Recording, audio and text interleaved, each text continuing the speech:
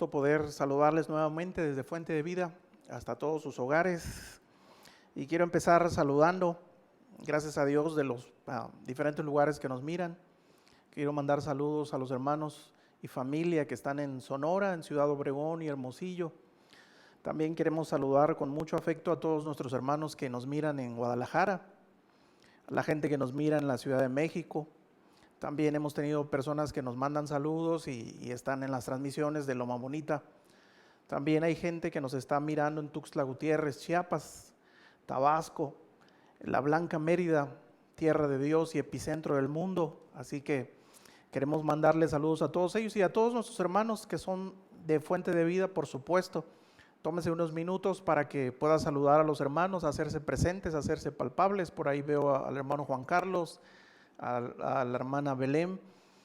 Así que por favor hágase presente y salude a los hermanos para poder tomarlos en cuenta. Tengo oportunidad de tener un monitor aquí enfrente para que podamos mirar que usted está en esta transmisión.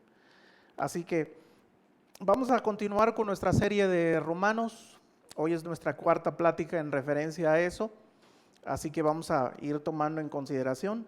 Por favor, acompáñenme a Romanos capítulo 14, vamos a leer a partir del versículo 13, como tenemos nuestra costumbre en la liturgia, así que vamos a ir leyendo poco a poco. Romanos capítulo 14, versículo 13, les enviaron por ahí a través del Facebook o el WhatsApp un formato para que podamos estar trabajando en él. Así que dice Romanos capítulo 14, versículo 13. Así que ya no nos juzguemos más los unos a los otros, sino más bien decidid no poner tropiezo u ocasión de caer al hermano. Yo sé y confío en el Señor Jesús, que nada es inmundo en sí mismo, mas para el que piensa que algo es inmundo, para él lo es. Pero si por causa de la comida tu hermano es contristado, ya no andas conforme al amor, no hagas que por la comida tuya se pierda aquel por quien Cristo murió. No sea pues vituperado vuestro bien, porque el reino de Dios no es comida ni bebida, sino justicia, paz y gozo en el Espíritu Santo. Porque el que en esto sirve a Cristo agrada a Dios y es aprobado por los hombres. Así que sigamos lo que contribuye a la paz y a la mutua edificación. No destruyas la obra de Dios por causa de la comida. Todas las cosas a la verdad son limpias, pero es malo que el hombre haga tropezar a otros con lo que come. Bueno es no comer carne, ni beber vino, ni nada en que tu hermano tropiece o se ofenda o debilite. Otra forma de acercarse a la lectura de comprensión de un texto, aparte del método inductivo que hemos estado utilizando, es hacer preguntas, interrogar al texto, dice John Piper, conversar con el texto, dice Hans de Witt. Esas preguntas que tenemos que hacer, por supuesto, son retóricas porque no esperan respuestas, sino están implícitas en el texto que nosotros estamos mirando. Nos podemos preguntar por qué está diciendo eso el autor o cómo se logra lo que el autor está tratando de decir.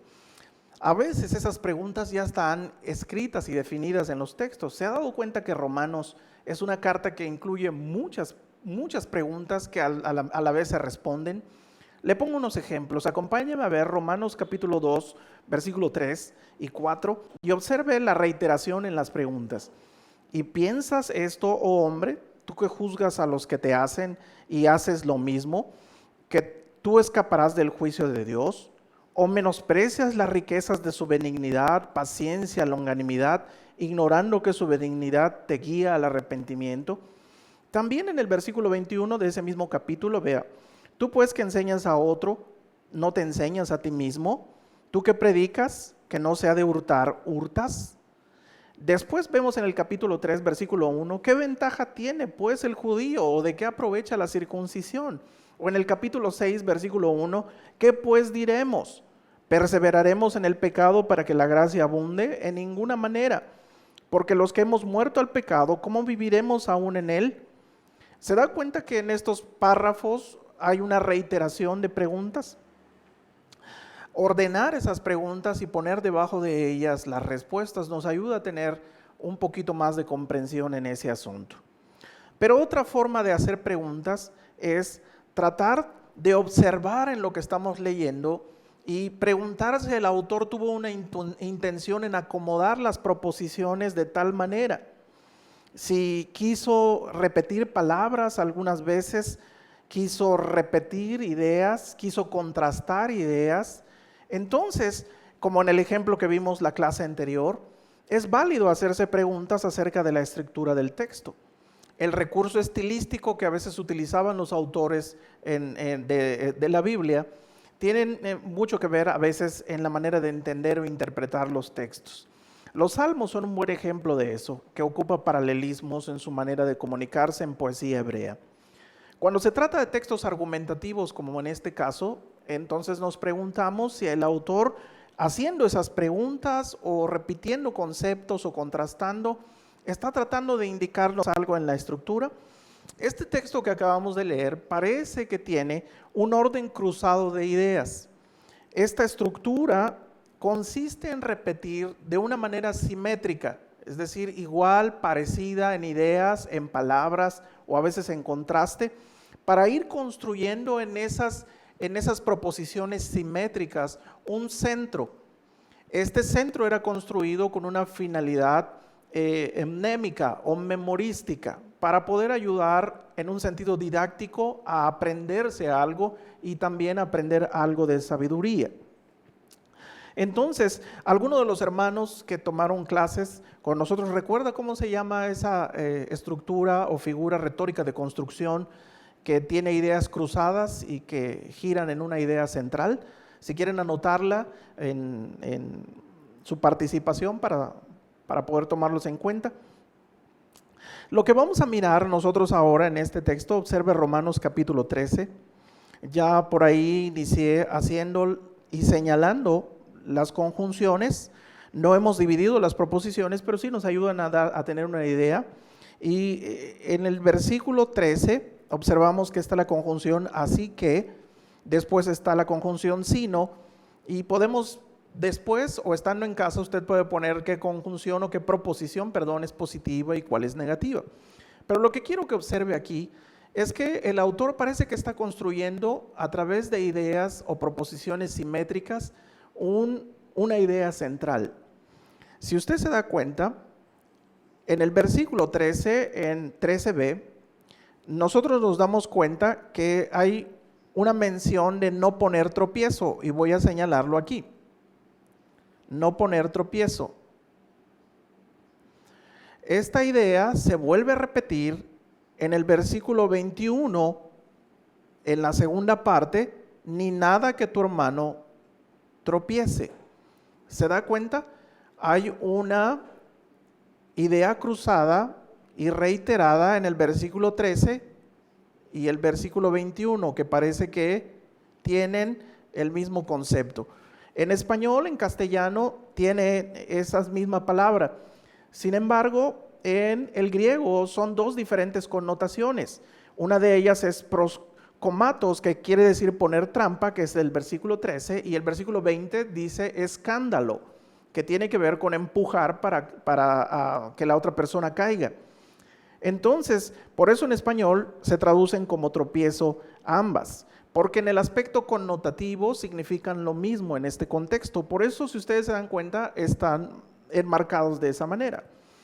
También aparece una especie de contraste en el versículo 14, en el 14b, donde señala que nada es inmundo en sí mismo. Observe eso. Y también hay una reiteración, pero en el sentido de contraste, en el versículo 20, donde dice, yo sé que todas las cosas a la verdad son limpias. Por un lado, dice que nada es inmundo, y en el otro versículo 20 dice que todas las cosas son limpias. Entonces hay también una referencia. Después podemos observar que en el versículo 15, el 15b dice, no hagas que por la comida tuya se pierda. La palabra que utilizan en el griego en este sentido para Perder significa arruinar y el connotativo es destruir también en el versículo 15b. Esa misma palabra en el sentido de kataloe, que significa destruir o aniquilar, por eso se traduce como destruir en este sentido en el castellano, aparece en el versículo 20, no destruyas. Entonces hay una referencia en este sentido simétrica entre el versículo 15 y el versículo 20. No destruyas a alguien por quien Cristo murió y tampoco destruyas en el versículo 20 la obra de Dios. De tal manera que lo que está ocurriendo aquí es que está dejando en el centro, explicado por la conjunción porque, que da el motivo, la razón de estos así que, la centralidad de la idea del autor, porque el reino de Dios no es comida ni bebida y porque el que en esto sirve agrada a Dios. Nos damos cuenta entonces que el versículo 17 y 18 incluye una idea central, de tal manera que quedaría de la siguiente forma. Observe este siguiente cuadro. El siguiente cuadro incluye entonces en el versículo 13 no poner tropiezo a tu hermano, que este vuelve a repetirse simétricamente en el versículo 20c, no hacer nada que haga tropezar al hermano. Después, la proposición que nombramos B, nada es inmundo en sí mismo, del versículo 14b, está referenciado o tiene su simetría de B', así lo llamamos, con todo es limpio, el versículo 20b. Después, la proposición C incluye no destruyas o perder a aquel por el que Cristo murió, versículo 15b, y tiene su simetría de idea en no destruyas la obra de Dios en el versículo 20. De tal manera que la idea central está en estos versículos que incluyen el significado del reino de Dios por la conjunción porque y agradar a Dios por la conjunción también porque. No pongas tropiezo, no destruyas, porque el reino de Dios y porque hay cosas que hay que hacer para agradar a Dios, y esas son la idea central que en este sentido el autor quiere dejar a entender. ¿Se da cuenta de esta correspondencia de ideas en los versículos? Entonces, vamos a tener que mirar poco a poco qué está tratando de decir el autor con esta referencia. Ahora regresamos al versículo y vemos qué desagradable es estar en medio de la discusión de dos personas o de dos grupos. Qué incómodo, qué molesto es. Peor aún cuando nos damos cuenta que no tenemos a quién irle. Los dos grupos están discutiendo por asuntos bastante egoístas. Es parecido a como cuando papá y mamá en casa discuten frente a los hijos sienten incomodidad y no saben qué hacer. Romanos capítulo 14 está en medio de una discusión. Por un lado unos menosprecian y por el otro lado otros condenan. El apóstol ya les había dicho en pláticas anteriores que habíamos tenido que la manifestación objetiva de las misericordias de Dios se ve en el amor. Y el apóstol empuja a los creyentes de Roma para que amen de forma objetiva porque Cristo viene pronto. Además, porque debe ser coherente con lo que ellos predican, deben ser honestos. Además, en este sentido, los alienta a amar porque eso es vestirse de Cristo como una manera de protegerse contra los deseos de la carne. Pero ahora, en medio de esta desagradable discusión, el apóstol pretende seguir diciéndoles que se amen, pero ahora va un poco más allá, un poco más hacia el fondo y mucho más profundo. ¿Qué es lo que pretende decirles? Analizamos entonces primero esa simetría de ideas de la proposición A y A' que vimos en la gráfica anterior, de los versículos 13 y 21. ¿Qué manía tan extraña y tan fea tenemos nosotros de andar poniendo etiquetas a veces a las personas, a veces de manera injusta y a veces mucho más allá. Porque podemos imaginarnos o podemos condenar a una persona y decir que es un perdedor, que es un fracasado, que es un presumido, que es una mandona, que es un flojo, que es un grosero, y la lista es interminable.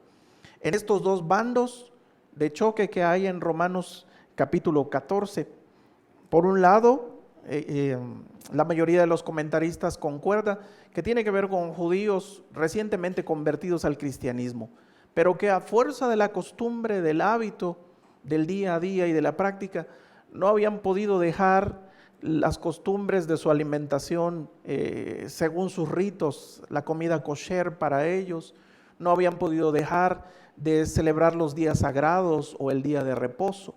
El apóstol llama a este grupo de personas, de judíos recién convertidos, débiles en la fe.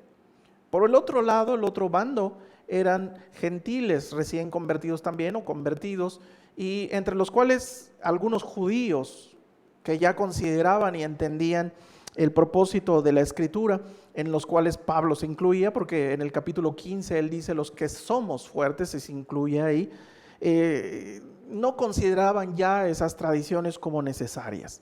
Lo que es importante señalar en este versículo es que ambos, tanto débiles como fuertes en la fe, eran cristianos, eran creyentes. De tal manera que el concepto de débiles en la fe, pistis, no hace referencia connotativa en este texto a la obra salvífica de Cristo, en tener fe en Él para salvación, sino más bien como consecuencia de esa salvación a las convicciones, creencias, tradiciones y hábitos que ellos tenían ahora. Por eso el apóstol les ponía este distintivo de débiles y fuertes, que distinguía a los débiles. Los débiles, dice el versículo 2 y el versículo 21, evitaban comer carne y vino y comían solo verduras. Los débiles guardaban días de fiesta y el día de reposo.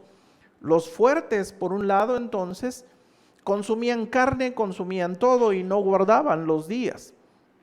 El apóstol, del versículo 1 al versículo 12, se encarga de señalar que aparte de que son cristianos los dos, señala que no son prácticas pecaminosas. Los dos lo hacen para glorificar a Dios. Pero entonces, ¿por qué el apóstol señala que son débiles en la fe? ¿Qué les hacía falta para poder ser fuertes? Para poder entender el pensamiento del autor es indispensable a veces tomar en cuenta el contexto paralelo y remoto que pueda tener en otras cartas que tienen que ver con este asunto. Primera de Corintios capítulo 8, versículo 6, si quiere acompañarme, hacen referencia a eso. Trata un problema que tiene que ver con este asunto, pero un tanto diferente en el contexto. Tiene que ver con asuntos de comida sacrificada a los ídolos, pero responde la cuestión de las débiles en la fe. El versículo 6 dice así: para nosotros, sin embargo, solo hay un Dios, el Padre del cual proceden todas las cosas, y nosotros somos para Él, y un Señor, Jesucristo, por medio del cual son todas las cosas, y nosotros por medio de Él. Pero no en todos hay este conocimiento, porque algunos, habituados hasta aquí a los ídolos, comen como sacrificado a ídolos, y su conciencia, siendo débil, se contamina. Versículo 10.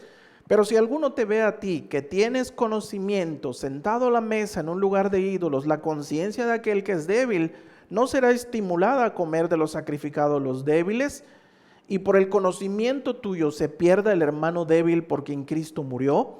Entonces observe que hay una conexión entre conocimiento y debilidad. ¿Qué no poseían los hermanos débiles? Este conocimiento liberador de que todo lo que existe le pertenece a Dios. Ya lo había referenciado el apóstol en Romanos capítulo 11, 36, hablando de la sabiduría increíble de Dios, porque de Él, por Él y para Él son todas las cosas, a Él sea la gloria por los siglos. Amén. Y Primera de Corintios 10, 25 y 26 dice: de todo lo que se vende en la carnicería, comed sin preguntar nada por motivos de conciencia, porque del Señor es la tierra y su plenitud. Entonces, el débil no tenía este conocimiento de la soberanía de Dios en estos aspectos. El fuerte sí sabía que Dios es dueño de todo y que todo lo que se le había estipulado en leyes era una sombra de lo que había de venir. El débil entonces sí había aceptado a Cristo, pero no tenía todavía este conocimiento de Dios y en otras áreas de la ética. Lo malo es que tanto el fuerte como el débil defendían sus puntos de vista, lo que generaba en que ambos pudieran etiquetar y poner una imagen en las otras personas. Los fuertes, dice la Escritura, menospreciaban a los débiles, o sea, les ponían etiquetas de ignorantes, legalistas, no les había amanecido, como dicen ahora. Y por el otro lado, el débil ponía etiquetas de condena, es decir, para él, el hermano fuerte no era cristiano, era un pecador, era mundano, era impuro, era poco cristiano, etcétera, etcétera. Por eso en el versículo 13, la conjunción así que hace una especie de resumen de todo lo que había dicho del versículo 1 al 12.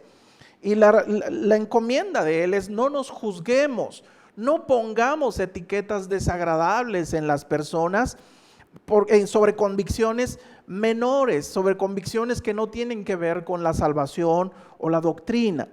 Y hay varias razones que él enumera en el de los versículos 1 al 12. La primera de ellas aparece en el versículo 3. Dios los ha aceptado a ambos. Por eso deben aceptarse ellos también. No cometen pecado en sus hábitos y sus costumbres. El que come no menosprecia al que no come, y el que no come no juzgue al que come, porque Dios le ha recibido. Número 2, nadie vive o muere para sí. Y eso está en el versículo 7, porque ninguno de nosotros vive para sí o ninguno muere para sí. Porque si vivimos, para el Señor vivimos, y si morimos, para el Señor morimos. Entonces, es como cuando el apóstol Pablo señalaba en Filipenses 1:20 que él decía que para vida o para muerte él deseaba que Cristo sea magnificado en su vida. También en el versículo 4 señala entonces que no solo no tenemos que juzgarnos y menospreciarnos unos a otros porque Dios ya nos aceptó y porque ninguno de nosotros vive para sí, sino porque Dios es el único amo. El versículo 4 dice: ¿tú quién eres que juzgas al criado ajeno? Es decir, tú no eres el amo de la persona, ni del débil ni del fuerte, sino que para su propio Señor está en pie o cae. No, entonces, el siguiente punto aparece en el versículo 11, porque escrito está: vivo yo, dice el Señor, que ante mí se doblará toda rodilla y toda lengua confesará a Dios, de manera que cada uno de nosotros dará a Dios cuenta de sí. La cuarta razón para no juzgarse es que solo Dios es juez. Solo ante Dios se doblará toda rodilla, y el contexto que tiene que ver y está señalando ahí para los creyentes no es el gran trono blanco ni el juicio de las naciones, sino el tribunal de Cristo, el bima o bema de premios y recompensas que en alguna ocasión nosotros hemos estudiado. Por esa razón no podemos juzgarnos unos a otros, porque Dios es el único juez. El énfasis de tener una mente renovada en el capítulo 12 y reiterada en el capítulo 13 que vimos, y ahora en el versículo 14, tiene que ver en un juego de palabras que el apóstol ocupa ahora en los versículos que habíamos señalado en el versículo 13, de no juzguemos, sino más bien decidid. En el griego ocupa la misma palabra, crino. En el significado de no juzguemos tiene que ver con la connotación penal. No condenes, no pienses para ponerle etiquetas a tus hermanos, sino más bien crino. El término crino también tiene que ver con un razonamiento o un discernimiento, en este sentido, una elección. Entonces, lo que está tratando de decir es que solamente los creyentes, los que conocen a Dios, los que tienen una mente renovada, son capaces de discernir esto. Porque las personas que no son creyentes y no conocen a Dios, no han sido transformados en el nuevo nacimiento, constantemente piensan el mal, dice en los primeros capítulos de Romanos. No hay uno, ni uno solo. Siempre están pensando en el mal. Pero en el caso de los convertidos, de los creyentes, de los de la mente renovada, el apóstol dice: no utilices tu mente en el crino para juzgar y condenar, no eres el juez, sino utiliza crino para discernir, para elegir hacer lo bueno. Elige entonces no ser tropiezo. No hagas tropezar a tu hermano. ¿Por qué razón no podemos hacer tropezar? Veíamos que en ambos sentidos, su sentido etimológico significa tropezar, empujar. Otro manuscrito dice entristecer. Y en el texto que estábamos leyendo, el versículo 21 señala que haga entristecer, ofender o debilitar. En la crítica textual, algunos dicen que los copistas anexaron después a manera de paréntesis el ofender y debilitar, pero de todas maneras no cambia el sentido, lo realza y lo hace más evidente en este sentido. Lo que está tratando de decir aquí el apóstol es: no utilices la mente nueva para poder juzgar a los demás, sino para poder decidir no ser tropiezo. El versículo 20 dice: porque es malo hacer tropezar, es dañino, es incorrecto, no va de acuerdo a la naturaleza de Dios. Entonces, lo que el apóstol está tratando de decir es: no pongas etiquetas a tus hermanos en Cristo, porque solo hay un Dios y juez, Jesucristo, y nosotros daremos cuenta individual y personal ante Él. No pongas etiquetas a tus hermanos en Cristo, porque es malo, dañino, debilita, entristeza, causa divisiones. La otra razón por la cual no podemos nosotros poner tropiezo en los hermanos es porque hay cosas que son indiferentes. Y eso lo podemos ver en la correspondencia simétrica del versículo 14 y el versículo 20 que señalamos. Nada es inmundo en sí mismo y todas las cosas son limpias.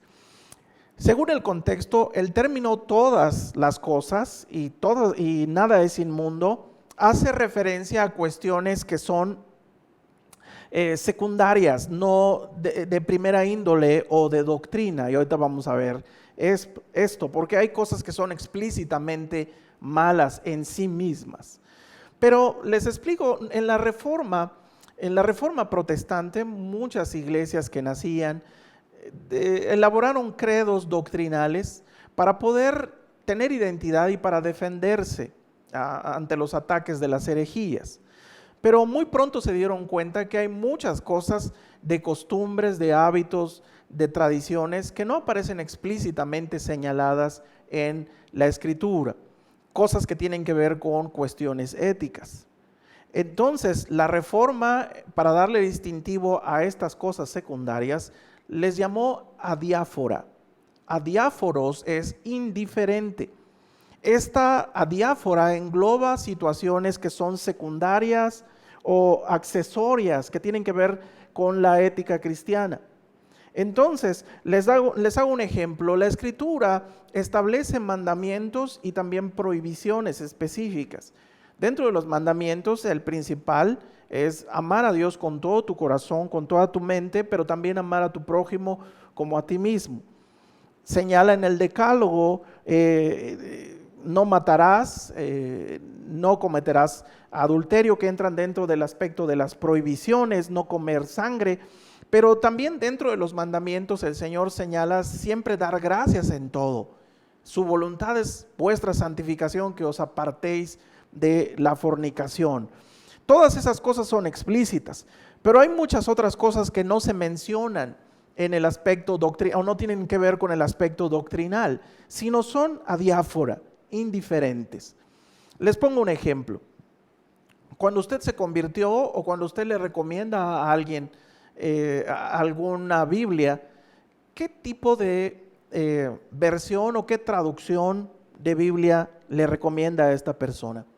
Usted le dice o sabe qué Biblia es más santa que otra Biblia, qué versión es o qué traducción es. La Reina Valera 1960 es la más santa. O algunos en tono de burla dicen que la Reina Valera es la reina de todas las Biblias. Pero lo dicen en tono de burla porque ellos en sus estudios o en su manera de entender las cosas y su análisis histórico y filológico supuestamente, dicen que la Vulgata de Jerónimo contaminó la forma en que se traduce o se tradujeron ahora al castellano esos aspectos, ¿verdad? Pero bueno, nosotros no ocupamos la Reina Valera 1960 porque sea la más perfecta, sino porque es la más común entre el pueblo de Dios y queremos compartir también entre todos esa misma situación. No idolatramos las versiones porque podemos ocupar todas. De hecho, cuando estamos estudiando la escritura desde el aspecto gramatical, podemos comprobar que casi todas las que son traducciones, no paráfrasis, respetan las mismas conjunciones y proposiciones. Cambian un poco más explícita el sentido, sin embargo, todas ocupan lo mismo, un poco más contemporáneas sus conjunciones. Por ejemplo, Reina Valera dice así que en la conjunción, la Biblia de las Américas dice por consiguiente, la Biblia al día, que es una paráfrasis, dice por tanto, la Biblia latinoamericana dice pues, la Biblia peshita también ocupa el así que. Entonces, ¿cuál es la voluntad de Dios al respecto con relación a qué Biblia es la que más vamos a utilizar? Desgraciadamente es una cuestión indiferente, porque la Biblia no señala eso, pero sí hay muchas discusiones, porque hay hermanos que solo leen Reina Valera, ¿verdad? Otros leen la Nueva Versión Internacional, otros tienen tanto énfasis en que la Biblia es tan sagrada que no permiten que pongan un libro encima de la Biblia. Pero bueno, no podemos elevar este aspecto y esta discusión a una cuestión de primera índole, es adiáfora, es indiferente. Lo mismo sucede cuando hablamos de la liturgia. Nosotros como pentecostales recibimos de nuestra herencia protestante a lo largo de los años un orden o una manera de hacer liturgia. Y sin duda, la mayoría de las iglesias protestantes consideran que la centralidad del culto cristiano está en la predicación de la palabra del Señor. Hoy día los jóvenes y las nuevas perspectivas emergentes consideran que eso es autoritarismo y un monólogo y quieren cambiarlo a diálogo y quieren modificarlo. Pero bueno, la mayoría todavía considera que la palabra de Dios es lo central del culto cristiano. Pero ¿y qué con lo demás? ¿Qué tenemos que hacer? ¿Por qué hay música antes de la predicación y por qué no después de la predicación? ¿Por qué la ofrenda es después de la música y antes de la predicación? Y no por qué no se recoge la ofrenda antes o después. ¿Qué tiene que ver entonces en el cántico congregacional? ¿Qué es bíblico utilizar? ¿Qué instrumentos son bíblicos? ¿Qué estilo musical es bíblico? ¿Es bíblico el asunto de los panderos? En realidad no es doctrina, es adiáfora, es indiferente. Por eso no podemos discutir ni etiquetar a alguien cuando tiene una idea distinta a esa.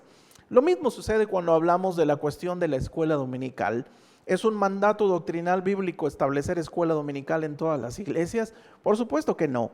Es algo heredado por la tradición que funcionó en su tiempo y funciona en algunos contextos ahora. Es bueno que todas las iglesias tengan un programa o sistema de estudio educativo, pero es un error querer elevar esta tradición o esta manera de organizarse en el estudio a un nivel de doctrina o de primera línea, ¿verdad? También tiene mucho que ver en el aspecto de la división de los departamentos para atender a la feligresía. Las iglesias, como en nuestro sentido denominacional, dividimos los grupos en caballeros, damas, niños, jóvenes y parvulitos y no sé qué más. ¿Es bíblico hacer eso? ¿Se tiene que hacer a fuerza? ¿Es ordenanza bíblica? Por supuesto que no. Es una cuestión de tradición y de administración. ¿Trae beneficios? Las evidencias apuntan a todo lo contrario. Porque parece que los padres, parece que los jóvenes hemos particionado y hemos abandonado nuestra responsabilidad para educar a nuestros propios hijos y encargárselos a los líderes, etcétera, etcétera. Pero eso es otro asunto. Este asunto entonces es adiáfora, indiferente. En relación a la iglesia en línea, ¿hay algún lineamiento bíblico para transmitir en línea? ¿Tiene que tocarse el piano o la guitarra? ¿Cuál es el criterio que se usa? Según nuestros gustos, me guste o no me guste, cuántas alabanzas tienen que cantarse en una transmisión o tienen que haber alabanzas, porque hay gente que dice, es que si no, no es un culto. Tienen que haber 2, 3 alabanzas. Pero, ¿quién dice eso? Eso es adiáfora, es indiferente. Hago esta aclaración porque si nosotros no tomamos en cuenta esta situación de todas las cosas son limpias y nada es inmundo, podemos elevar el término tolerancia a niveles y límites de la perversión. Porque sí hay cosas que son malas en sí mismas. El apóstol ocupa estos conceptos en relación a la adiáfora, cosas secundarias, cosas que no tienen que ver con la doctrina. El apóstol es el primero en denunciar cuando las cosas son malas en sí mismas. Por ejemplo, el ecumenismo teológico. El apóstol no está dando permiso aquí de aceptar a cualquier hermano sin considerar cuál es su pensamiento doctrinal. La doctrina tiene importancia eterna. Hay hermanos que son minimalistas en su fe, es decir, no tienen ni un credo y buscan una iglesia que no tenga ningún credo y son emocionales y así creen, puro entusiasmo. Por el otro lado, hay un extremo también. Hay cristianos que no solamente tienen un credo que los guía en su doctrina, sino que también tienen, como la Iglesia de Dios, una carta de principios prácticos del día a día. Y no solo eso, a veces una lista interminable de cosas que a su criterio todo el mundo tiene que ajustarse, ¿verdad? Desde cómo van las flores, de qué color son las flores, de qué estatura tienen que ser el púlpito, etcétera, etcétera, ¿verdad? Pero ampliar esta tolerancia de la diáfora a cuestiones de primer índole es peligroso y erróneo. El cristiano maduro debe saber identificar cuando algo se trata de doctrina y cuando algo tiene que ver con algo secundario en las cuestiones éticas. Por ejemplo, los falsos maestros, eso sí, no son aceptados. Los fornicarios, los adúlteros, no podemos considerar a un adúltero en este sentido o un homosexual como alguien débil en la fe, no se está refiriendo a eso. Tiene que haber una conversión primero correcta para que podamos tomarlo y considerarlo como hermano. La pornografía es mala en sí misma y les digo todo esto para poder darme a entender a qué se estaba refiriendo con no todo es inmundo y todas las cosas son buenas. Se estaba refiriendo en estos aspectos de la diáfora, cosas secundarias.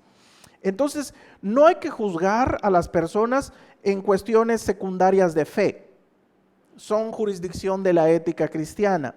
La responsabilidad que tenemos los más fuertes es de tener este conocimiento liberador de Dios y ayudar a nuestros hermanos débiles a que puedan entenderlos y decidir no causar escándalo, poner tropiezo a ellos en este sentido.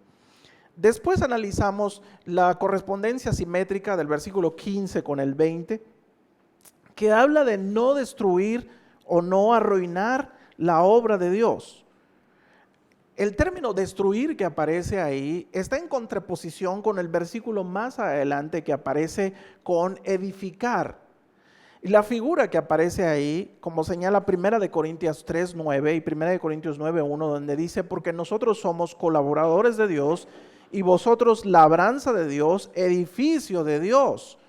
Está utilizando estas imágenes, estas metáforas, en el sentido de que como cristianos somos un edificio y Dios está construyendo ese edificio. Capítulo 9, versículo 1, no soy apóstol, no soy libre, no he visto a Jesús el Señor nuestro, no soy vosotros mi obra en el Señor. Esta metáfora del cuerpo y del edificio en donde Cristo es la cabeza y la piedra angular de esa construcción, tiene que ver con esa edificación que Dios está haciendo en la vida del creyente. Pero en el concepto de arruinar que aparece ahí es no hacer que se pierda. Nuestra crítica, nuestra etiqueta con menosprecio a los demás puede destruir y arruinar el cuerpo y la edificación de Dios. ¿Cuántas divisiones han ocurrido por cosas secundarias e indiferentes en la iglesia, verdad? El Señor les dijo cuando reprendía a los fariseos, guías ciegos en Mateo 23:24, que coláis al mosquito y tragáis al camello. perdemos mucho tiempo en cosas secundarias y no en lo esencial, porque nos vamos de una iglesia porque no me hacen caso o porque me ofendieron y acabamos yéndonos a una iglesia en donde predican falsas doctrinas de demonios y hay apóstoles y etcétera, etcétera, en ese sentido. ¿Podemos con nuestra actitud y nuestro comportamiento ser ruina y destrucción para la salvación de algún creyente? Esta es una cuestión teológica. Los dos bandos más comunes en este precepto es que los calvinistas piensan dentro de sus 5 puntos esenciales, en la perseverancia de los santos, que Dios es monérgico en su manera de la salvación de cualquier creyente. Es decir, no corren peligro de caer, hagan lo que hagan en ese sentido. Pero en el concepto arminiano, Dios trabaja en sinergia con el ser humano en la santificación, por lo que sí puede perderse la salvación. Este término destruir y arruinar solo se ocupan en el contexto de Pablo en el aspecto escatológico, en la cuestión eterna.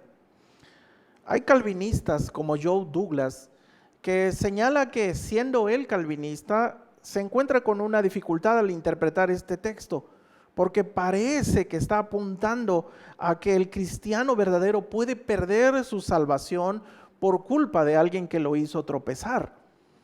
El comentario bíblico Mundo Hispano también dice que apunta a una cuestión de perdición escatológica, la perdición eterna, para ser honestos con el contexto y armonía del texto que se está analizando. Entonces, debemos decidir no poner tropiezo a una persona porque se puede perder eternamente por culpa nuestra, por culpa mía. Lucas capítulo 17, 2, el Señor decía, mejor le fuese a esta persona que haga tropezar a otro, ponerse una piedra de molino en el cuello y arrojarse al mar, que hacer tropezar a uno de estos pequeñitos. Lo que pasa es que Dios está creando en nuestro hermano el rostro de Cristo, algunos más rápido y algunos más lento. Ya lo había señalado el apóstol en Romanos capítulo 8, 29 que estudiamos en la primera exposición, porque a los que antes conoció también los predestinó para que fuesen hechos conforme a la imagen de su Hijo, para que Él sea el primogénito entre hermanos. Nos metemos en problemas con Dios y destruimos y arruinamos la imagen de Cristo que están formando en la vida de los creyentes y los etiquetamos de mundanos, perversos, liberales o legalistas en cosas secundarias. Vamos poco a poco llegando a la idea central del autor que vimos al inicio en el esquema que miramos. Hay cosas que no son malas en sí mismas, pero no son lo primordial ni lo importante en la vida cristiana. La explicación que ahora da el apóstol es que las dos conjunciones así que aparecen desplegadas, que hablan de no hacer tropezar y no destruir, ahora se explican y dan las razones con los dos versículos 17 y 18 del por qué.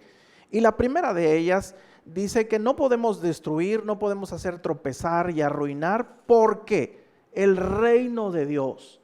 Cuando está hablando del reino de Dios, no está hablando de su manifestación escatológica en el futuro que va a darse, sino más bien a su manifestación como reino espiritual presente, el reinado de Dios en el corazón.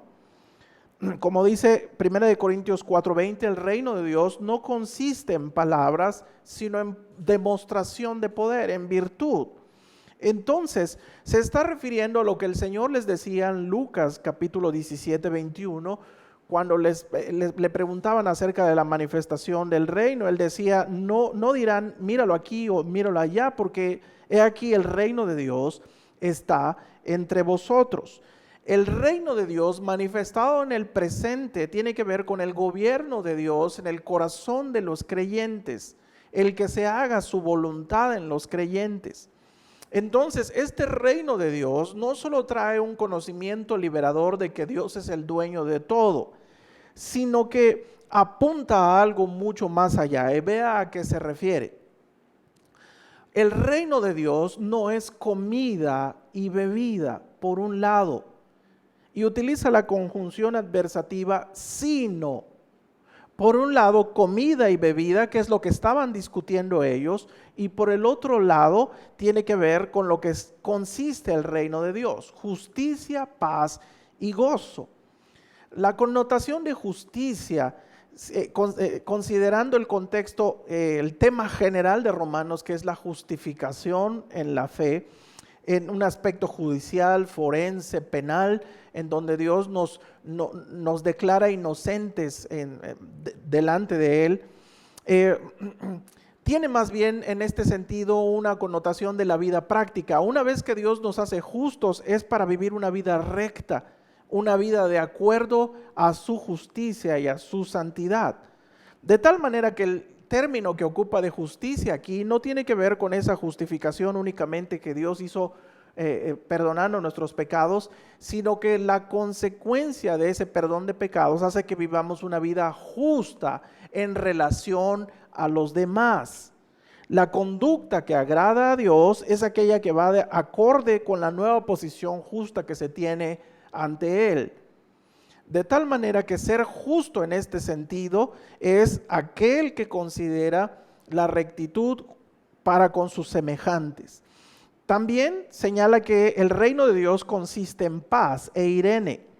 Y esa paz que se experimenta delante de Dios por influencia del Espíritu Santo, según Gálatas 5:22, pero en este sentido tiene una connotación horizontal, ética. La conducta que agrada a Dios y que es manifestación, consecuencia del Espíritu Santo, es que el creyente cancela los derechos propios en beneficio del bienestar mutuo, por la paz. ¿Por qué entendemos esto? Por el contexto en el que está escrito el versículo. Observe lo que dice Romanos 14:19, que es el versículo que sigue después que nosotros estamos mencionando. Así que sigamos lo que contribuye a la paz y a la mutua edificación. El término paz entonces tiene que ver con esa armonía entre hermanos. Por eso Efesios 4:13 señala solícitos en guardar la unidad del Espíritu en el vínculo de la paz. La característica del Espíritu Santo es que manifiesta paz. Después el gozo que se genera por la justicia y actuar armoniosamente con los demás sin conflicto. El abandono de los derechos propios y saber que uno está viviendo de acuerdo a los lineamientos del reino es lo que produce el gozo. No esa satisfacción egoísta de libertad personal, sino aquella que tiene que ver con la comunidad. Después dice justicia, paz y gozo en el Espíritu Santo. La preposición en indica la pertenencia. La justicia, la paz y el gozo no son resultado humano, de mi temperamento, de mi manera de ser alegre. No. Son resultado de vivir bajo los lineamientos del reino de Dios. No nos podemos meter al agua sin mojarnos. Buscar la voluntad agradable y perfecta de Dios tiene que traer consecuencias en nosotros. Buscas la voluntad de Dios, algo debe pegarse en tu vida. Entonces, el resultado de esa inmersión en la vida del reino de Dios, que solo proviene del Espíritu Santo, es que está obrando en nosotros que seamos más justos con nuestro semejante y nuestro prójimo. Busquemos todo aquello que tiene que ver con la cancelación de nuestros propios derechos y buscar la reconciliación y la paz con los demás, y el gozo de saber que estamos caminando de acuerdo a su voluntad. Este reino de Dios entonces va gobernando, va sometiendo, va derribando nuestro orgullo y nuestro egoísmo y va procurando la justicia, la paz que tienen que ver con la unidad y la armonía, la edificación mutua. Entonces tiene esta contraparte. Por un lado, la comida y la bebida, que cuando se consideran demasiado, destruye la armonía, hace tropezar, divide. Pero si nosotros estamos buscando la voluntad agradable de Dios a través de la vida del reino, esta propone justicia, paz y gozo, edifica, contribuye. Entonces, en esta parte central, ahora, esta es la primera razón del por qué, porque el reino de Dios no consiste en esto, sino en justicia. Ahora también la parte central de esta estructura que estamos mirando está en el versículo 18, porque los que en esto sirven a Cristo agradan a Dios y son aceptos a los hombres. El aspecto de servir tiene que ver con una concepción de que soy siervo y esclavo de Cristo. El hombre que entiende que toda su conducta se ofrece a Dios como un sacrificio vivo, tiene como fundamental objetivo, porque está su mente renovada, agradar a Dios. El término agradar a Dios es bastante interesante porque es la misma palabra y la misma connotación del capítulo 12, versículo 1 y 2, donde señala que la voluntad de Dios es agradable y perfecta. Renovaos para que puedan comprobar la voluntad de Dios agradable y sean un sacrificio agradable a Dios. Lo interesante de esto es que, como estamos mirando, agradable, tanto en castellano como en el griego, es un adjetivo, es nominativo, es calificativo. Lo que quiere decir aquí es que nosotros tenemos que buscar no etiquetar a las personas y poner una imagen en ellas desde nuestro propio concepto, sino nuestro principal objetivo es buscar y preguntarnos qué imagen tiene Dios de nosotros. Dios nos ve aprobados. Vean lo que dice Romanos capítulo 14, 18, Nueva Biblia de Jerusalén, dice, pues quien sirve así a Cristo se hace grato a Dios y aprobado por los hombres. Gratitud o agradable en este sentido tiene que ver con aquellas cosas que deleitan a Dios, que Dios aprueba de acuerdo a su naturaleza. Su voluntad es agradable y perfecta.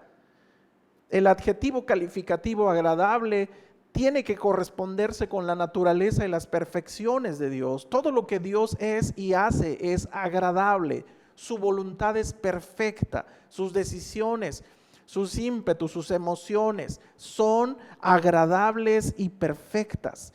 Por eso nosotros, cuando nos acercamos a Dios y buscamos su voluntad, Él determina si nosotros tenemos ese adjetivo calificativo de agradables o no.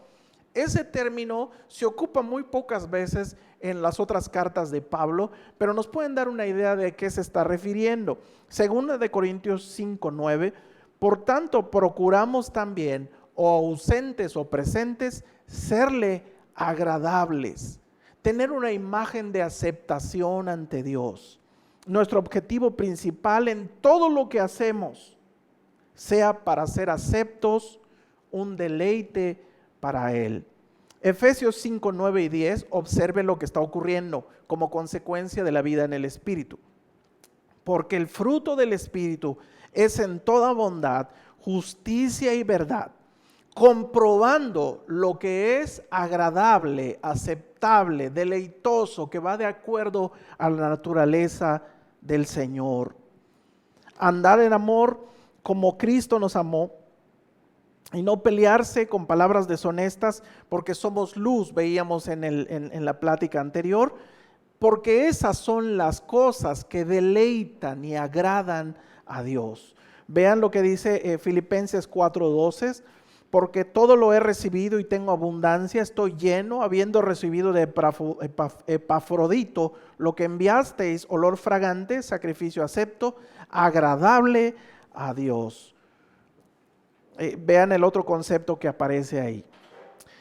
Colosenses 3:20 señala, hijos, obedeced a vuestros padres en todo, porque esto agrada a Dios. El término aquí cambia un poco en el sentido de verbo, pero cuando nuestra actitud es coherente con la voluntad de Dios, entonces Él se deleita y nos considera aceptos, también agradables ante su presencia.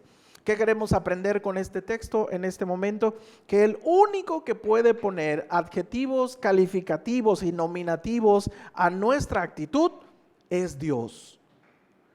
Y solamente puede, delante de Dios somos agradables o desagradables. Agradables es cuando estamos buscando hacer su voluntad y vivimos de acuerdo a sus lineamientos del reino, y eso provoca beneficios. Cuando nosotros buscamos como principal objetivo agradar a Dios, ser aceptos ante Él, por encima de mis propios deseos, entonces vivimos una vida para honra y gloria de Dios, lejos de nuestro propio egoísmo, y por consecuencia vivimos aprobados por los hombres, en lugar de dar ocasiones para la crítica, para los menosprecios, para los pleitos, etcétera y etcétera. Ahora, observe usted por qué tenemos y decimos que la idea central del texto tiene que ver con el concepto de agradar a Dios. Porque ahora en el Romanos capítulo 15, acompáñeme, vea lo que dice Romanos capítulo 15, versículo 1, y vamos a leerlo para que usted vea el concepto reiterativo que ocupa el apóstol ahí. Romanos 15:1. Así que esta conjunción conecta toda la explicación previa que puso ahí. Los que somos, y se incluye el apóstol fuerte, debemos soportar las flaquezas de los débiles y no ¿qué? No agradarnos a nosotros mismos. Cada uno de nosotros, ¿cómo? Agrade a su prójimo en lo que es bueno para edificación. Y ahora, oh sorpresa en el aspecto etimológico. El verbo ahora es aresco, no es un adjetivo calificativo, es un verbo de acción. Lo que está tratando de decir ahora el apóstol es: no solo busques ante los demás crearte una imagen agradable, porque puede pervertirse. Busca ser agradable en lo que es bueno. Tienes no solamente que buscar que ellos te consideren una persona agradable, sino tienes que accionarlo, tienes que realizarlo. Y la cuestión aquí es el término en lo que es bueno, porque puede haber dos actitudes incorrectas en querer agradar a alguien y querer ganarse la admiración de esa persona, pero una de ellas es la adulación, un interés malsano, como hacía Absalón cuando quería derrocar el reino de su padre, que se paraba a la puerta y abrazaba a todo mundo adulándolo para quedar congraciado con ellos y agraciar a ellos. Pero hay una actitud oculta detrás de ello. Eso es malo, no es en lo bueno. Por el otro lado, podemos hacer la actitud de querer agradar a los demás, pero con una actitud de mala gana, enojados. Así no funciona. ¿Lo vas a hacer a gusto o mejor no lo hagas? Es el concepto y la connotación que aparece ahí. Efesios capítulo 6, versículo 7 dice: sirviendo de buena voluntad como al Señor y no a los hombres.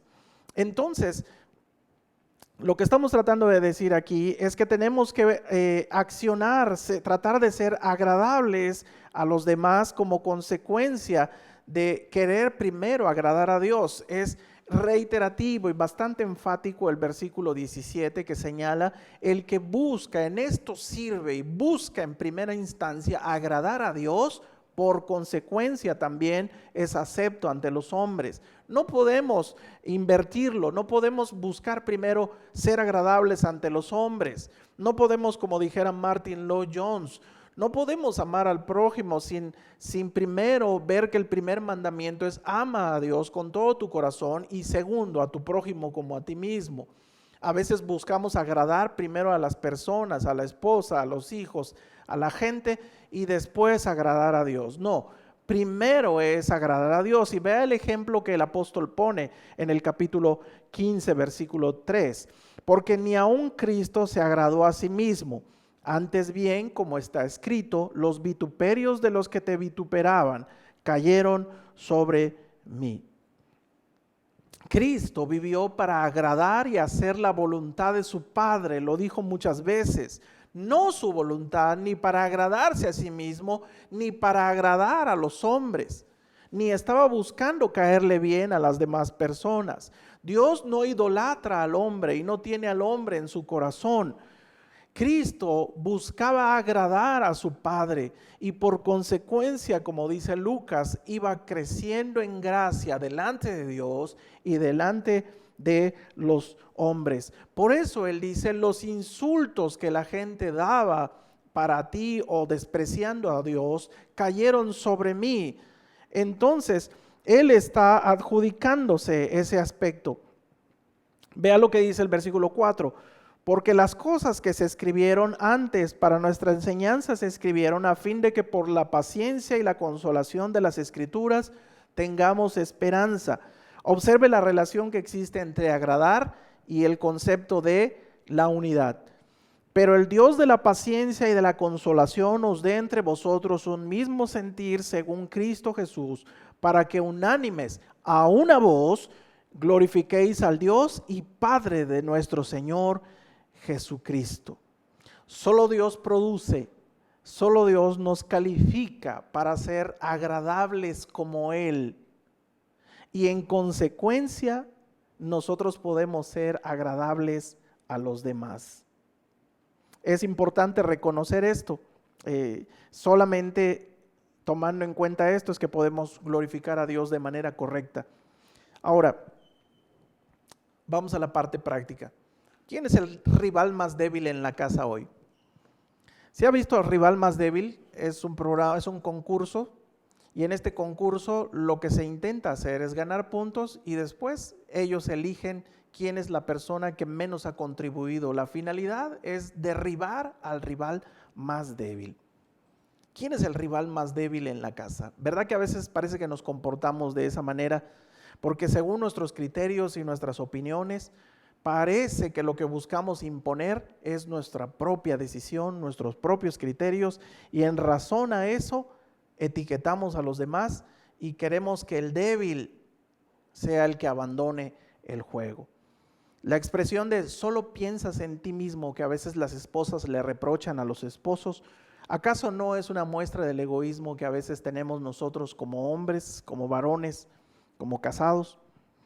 Hay tantas cosas indiferentes de la diáfora que no están escritas en la escritura y que en casa, en cuarentena, se convierten en pleitos, en disensiones, en divisiones, en condenas, en tropiezos, todos los días.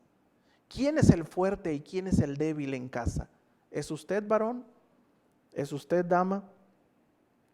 Pero para eso hay que recordar que solo Dios es juez. No podemos usurpar su lugar.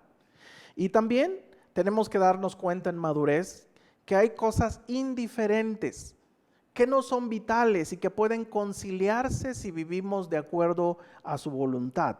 Necesitamos una madurez teológica basada, como dice en la palabra, las cosas que se escribieron para nuestro ejemplo, se escribieron, y ahí demuestra la importancia de la escritura para poder discernir y tener conocimiento y ser un cristiano fuerte y maduro. Lo que tenemos que empezar a darnos cuenta aquí es que hay cosas que no están escritas, ¿verdad? Una de ellas es el dinero y la economía. La Biblia da pautas en el sentido de la avaricia. No podemos basar nuestra vida en avaricia y no podemos servir a Dios o las riquezas, pero en cuestión administrativa, organizativa, de ahorro, ¿hay alguna estrategia o alguna guía, un manual, algún principio práctico? Recuerdo que dentro de los principios prácticos de la Iglesia de Dios, ellos alientan y promueven el ahorro como algo sano y que debe ser practicado por todos. Pero no es una guía diaria para la vida cotidiana, ¿verdad? Porque pueden tener años de casados y cada uno defiende su postura en relación al caso y al tema del dinero. Cada quien tiene su manera de cómo manejar sus finanzas. Y ahora que está la crisis, uno le echa la culpa al otro por codo y la otra le echa la culpa al otro por poco ambicioso, por cerrado, por perdedor, y aquel le dice que es una gastalona, y se da cuenta cómo en cosas indiferentes que no están escritas, en cómo administrarse, en cómo llevar cuentas, y todo eso puede causar conflictos y pleitos en la casa, él no sabe cuánto gana ella hasta el día de hoy. Pueden tener 20, 30 años de casados y él no sabe cuánto gana ella, ni ella sabe cuánto gana él, ni sabe cuán endeudado está él. ¿Por qué no juntan todo? Qué difícil es, ¿verdad?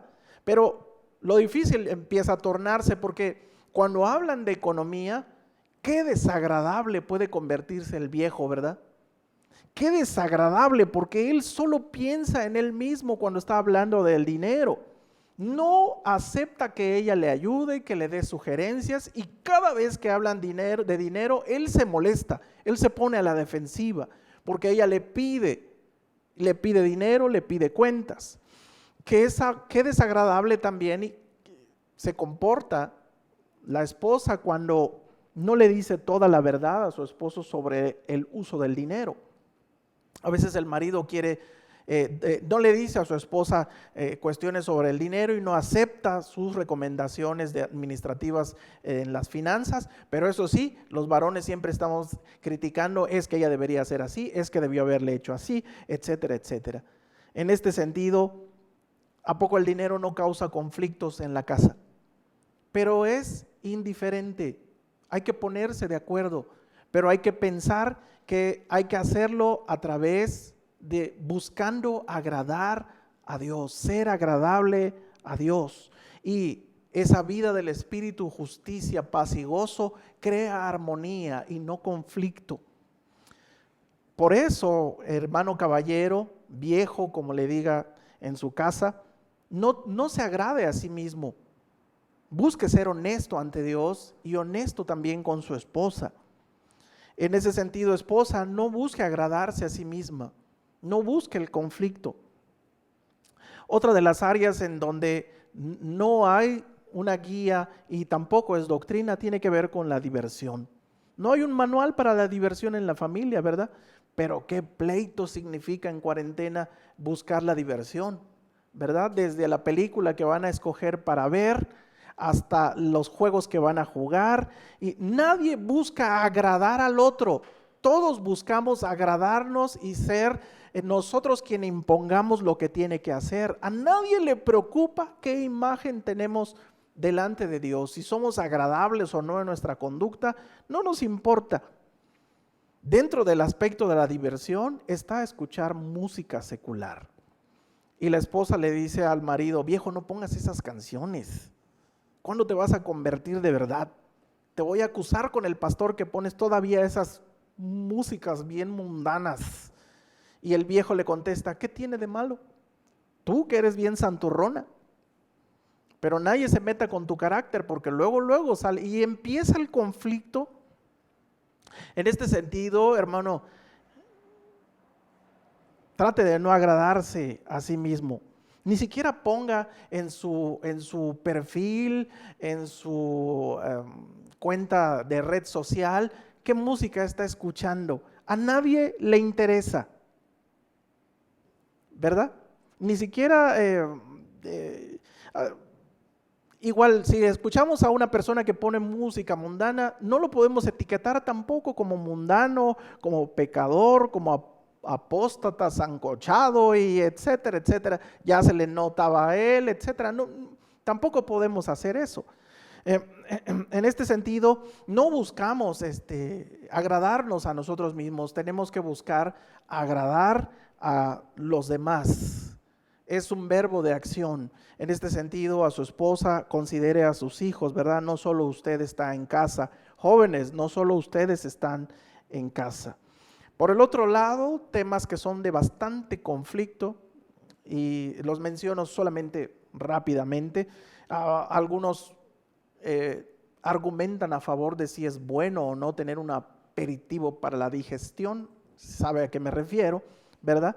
Pero no sea desagradable, no ande publicando en internet sus argumentos a favor de por qué sí, y no pongamos cosas de la diáfora y de indiferencia en la mesa de discusión. Ojalá discutiéramos de cosas doctrinales, pero no en este caso. Ahora, dice la Escritura, ¿tienes fe? Tenla para contigo mismo. Es decir, hazlo tú solito, pero no te condenes.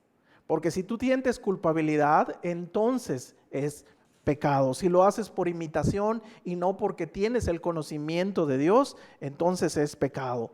Por esa razón, si usted es afecto a eso, no lo publique en internet. No sea usted motivo de tropiezo para sus hermanos que lo van a criticar. Entonces ellos son los pecadores que me critican. No, usted por ser tropiezo en este sentido. Sacrifique sus ansias de publicar su libertad en aras de la comunidad, del amor a la unidad. También sucede dentro del liderazgo, que desagradables podemos ser los líderes a veces en cosas no esenciales en nuestras decisiones. Generamos contiendas, menosprecios, divisiones. Y la imagen que tenemos, fíjese, no solamente ante Dios, sino ante los hombres, es que somos muy desagradables. Ese hermano sabrá mucho, pero qué desagradable es cuando llega. Qué desagradable es ese líder. No le puedes decir nada porque luego da a demostrar el carácter. Ojalá lo cambien pronto. ¿Se da cuenta? Cada uno de nosotros tiene que buscar agradar a las demás personas. A veces sucede lo mismo en el caso de las transmisiones en vivo. Espero que no se dé en nuestro entorno, ¿verdad? Si no estamos de acuerdo en cómo se transmite algo, si no estamos de acuerdo en cómo se realiza la liturgia, en el número de canciones, en que si cuántos instrumentos y que si esto, no discutamos cosas no esenciales. No seamos desagradables. Vamos a proponernos no caer mal a la gente. Si hay principios prácticos ya definidos en nuestra congregación y has aceptado como miembro estar en esa congregación, entonces acepta someterte a esos lineamientos por bien de la comunidad. Música, diversión, liturgia, respételos por amor a todos los demás. Decide, Crino, no poner tropiezo a su hermano. Nada es malo en sí mismo. Lo que sí es malo es romper la unidad del Espíritu.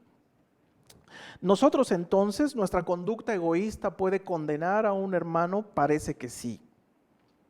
El cristiano fuerte entonces sabe que Dios está construyendo en usted y en mí la imagen de Cristo, el varón perfecto, hasta su estatura. Está edificando una iglesia. Entonces, ¿quién soy yo? El apóstol enfatiza eso para destruir lo que Dios está edificando. Como dice la canción de Brian Duncan, ¿no es acaso mejor ceder para que todo esté en paz?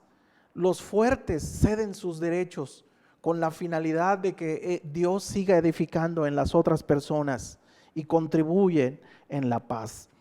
Además, hermanos, el que busca la voluntad agradable y perfecta de Dios como objetivo, tiene como resultado la justicia, la paz y el gozo que solo el Espíritu Santo puede producir.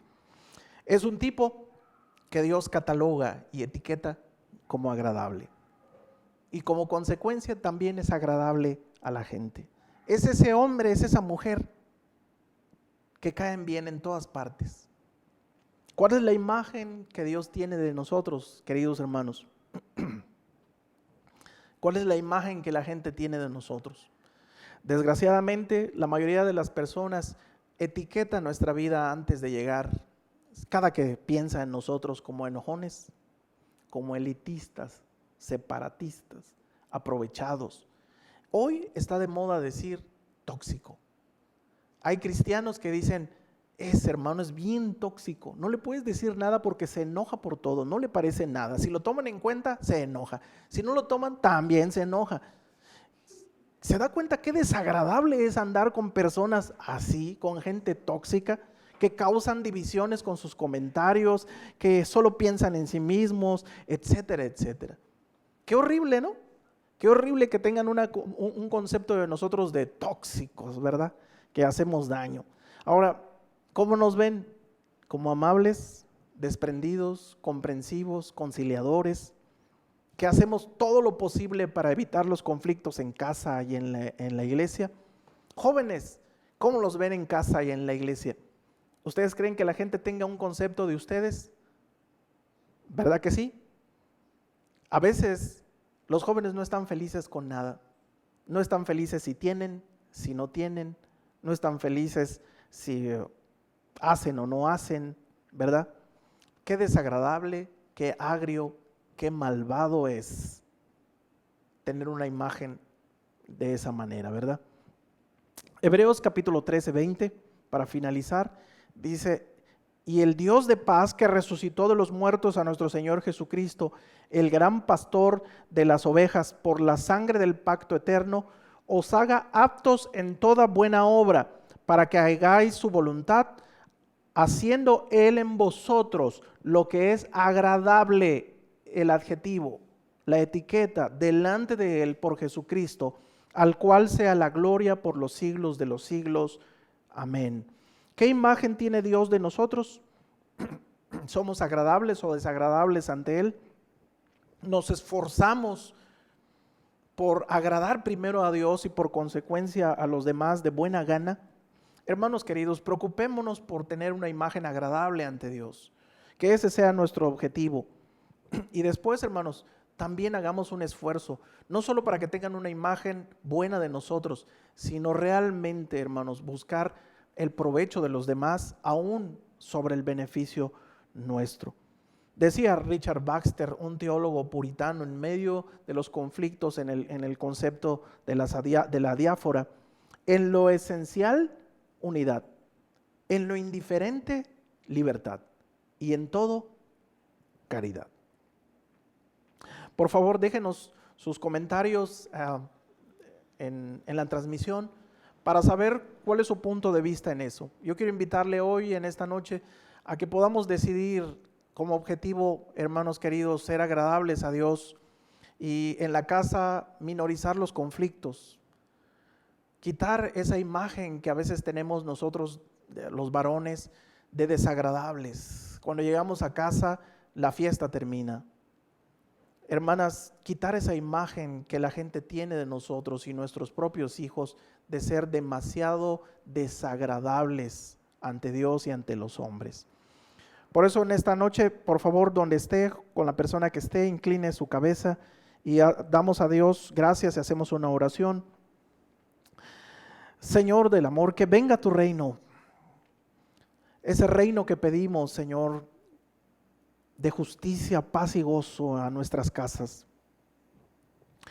Que con vehemencia, como tú nos dijiste, busquemos el reino de Dios y su justicia. Porque aunque sea un plato, Señor, de arroz, un plato sencillo en la mesa, no faltará la alegría, la cordialidad, el respeto y la unidad en la casa cuando busquemos tu reino. Que venga tu reino, Señor, en la iglesia. Que a pesar de no estar físicamente juntos, Señor, podemos estar divididos en opiniones y en cosas que son indiferentes. Que venga tu reino de justicia, que busca la armonía y la reconciliación. Permíteme, Señor, como miembro de tu cuerpo y de esta iglesia, ser agradable a ti. Y quiero buscar ser agradable a mi familia, a mi esposa, a mi hija, y por consecuencia, Señor, a los demás y mis hermanos en la iglesia. Ayúdame a ser agradable en el trabajo. Ayúdame a no pensar en mí mismo, sino en el beneficio de los demás. Ayúdame, Señor, a ser agradable a los hermanos en las pláticas, en los comentarios, en la red. Ayúdanos a ser agradables, Señor, en nuestra manera de corregir, en nuestra manera de hablar, en nuestra manera de tener paciencia, Señor. Por favor, ayúdanos a buscar tu voluntad agradable y perfecta. Nos gusta, Señor, y nos beneficia. Por eso en esta noche, Señor, yo quiero que bendigas los hogares que miraron esta transmisión y que permita, Señor, que tu Espíritu Santo transforme nuestros pensamientos y decidamos, Señor, hacer las cosas correctas de acuerdo a tu voluntad. Te lo pedimos en el nombre de Jesús, con todo nuestro corazón. Amén y amén. Muchas gracias, hermanos. Dios les bendiga. Nos vemos la próxima semana. Vamos a continuar mirando la serie de Romanos. Y si usted tiene algún comentario, tiene usted alguna pregunta, con toda confianza puede hacerlo Así que Dios les bendiga, nos vemos en la transmisión del sábado, Dios mediante, y Dios los mantenga a todos con salud. Dios les bendiga.